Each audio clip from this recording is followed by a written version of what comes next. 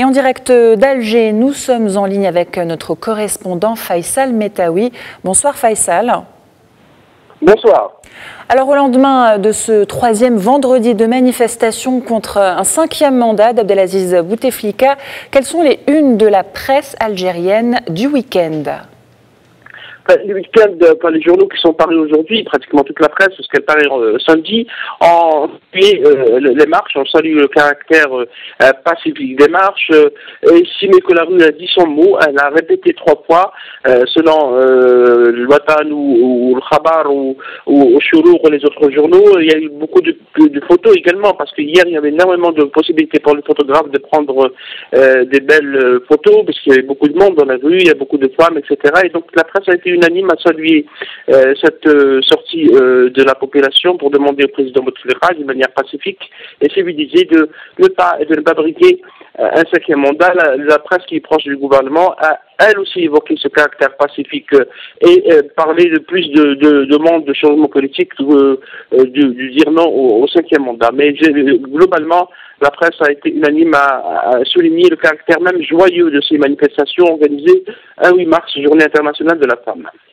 Faisal, les Algériens restent clairement dans l'attente de la validation des candidatures retenues par le Conseil constitutionnel pour le scrutin présidentiel. C'est dans quelques jours ? Oui, absolument. Ce sera le mercredi 13 mars, dans la soirée. Le Conseil constitutionnel doit trancher sur les dossiers de candidature à l'élection présidentielle du 18 avril prochain. C'est une semaine décisive. Pourquoi ?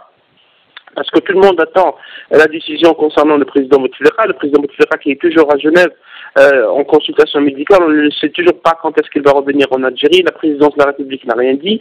Donc tout le monde attend qu'une décision sera prise cette semaine.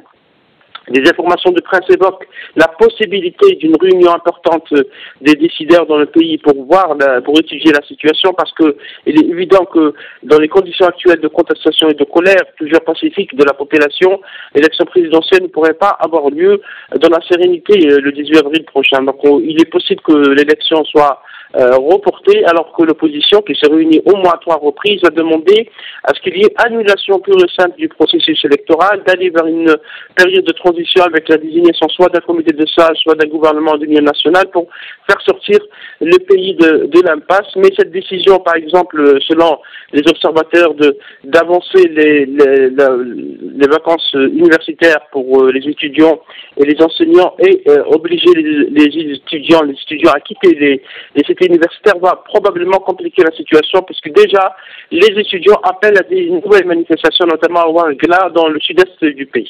Merci Faisal Metaoui, correspondant de Médien TV à Alger.